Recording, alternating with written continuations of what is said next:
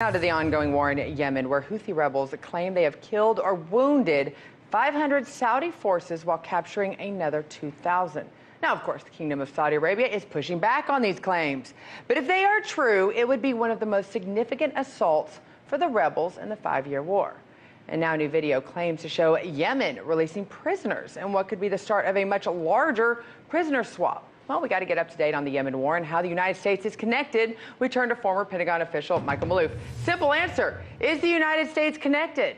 The United States is connected only where Iran can be clearly shown as being a problem. Plus, we continue to provide the arms and what have you to Saudi Arabia, but they're totally ineffective against the type of tactics that are being used on the battlefield today and by the Houthis. They clearly have shown and demonstrated a capability that they were not anticipated to have. Well, that's what I want to talk about. What is the size and capability of the Houthi rebel army operating in Yemen right now at the time? Well, right now they're being able to show that they can project power within the Saudi kingdom, and the kingdom itself, the Saudi kingdom, cannot stop it.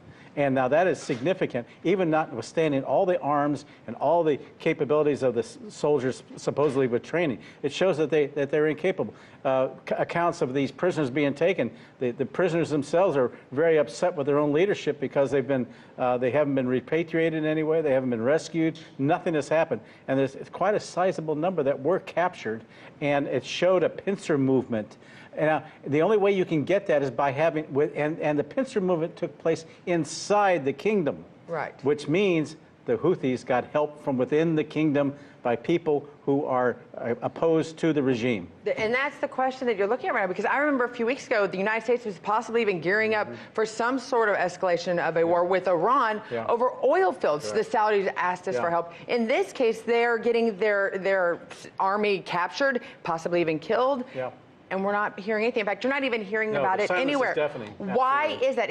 Why are we not hearing the stories? I mean, we heard all about the oil fields. But I think the U.S. is stunned by the capability of the Houthis. They didn't know that the Houthis were had this much power behind them? They've never projected this kind of capability before until now. We have intelligence, though. We should be able to tell a little bit better. But we're sure that the Iranians were the ones that attacked the Saudi airfields with drones. Well, what the Houthis were able to demonstrate were two things. Number one, they were able to show they had a coordination of their their drones, their electronic warfare, and the ability to strike accurately on the oil fields with help from people from within who could help target. Then, right after that, a Houthi spokesman said, "Stay tuned, because next week we're going to be taking over large tracts of territory within the kingdom."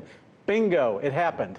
They warned us. So they warned, and they warned us. Well, they warned the Saudis. And that being said, they warned the world. They warned that this is what they were going to do. Yeah. Is there a Shia population with the Kingdom of Saudi Arabia that is provided the rebels with the intelligence against Saudi Arabia? Well, you said there's internal, you have that feeling. Yeah, there's some, probably could be Shia within the Al-Qizim province, which is where the predominant amount of the oil production takes place. However, there's growing information that a lot of it's coming from people who are very disgruntled within the kingdom itself, within the regime, that are trying to now look for outside help to overthrow Mohammed bin Salman. And I think you might be looking at a potential coup. Well, we've been covering here, though, the multiple executions, the brutal executions of those that even try to hint they might be against this regime. It would be interesting. It'd be very hard for anybody to publicly try to rebel against the king. That being said, President Trump, though, has become, unfortunately or fortunately, very friendly since he's taken office, with the goal to build up the Saudi Arabia forces to be the dominant force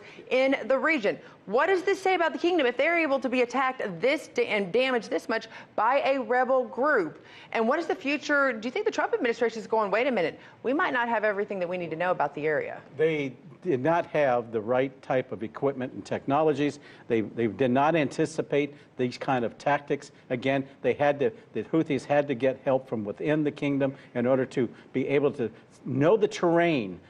Because we're talking about vast areas. They had to know the terrain in order to do successfully what they did to the Saudi troops, who showed incompetence. They're not well trained at all, even though elaborate amounts of money. Billions of dollars buying U.S. weaponry. But they don't know how to use it. Well, that's, Well, we'll see where that gets them. You know, thank you for continuing to cover on this because, once again, maybe if anything, this made the United States government take a step back and go, let's pause before we sit there and start sending our troops and our soldiers and our airmen across seas. I don't think so. Well, one can hope. Thank you so much for covering this, Michael.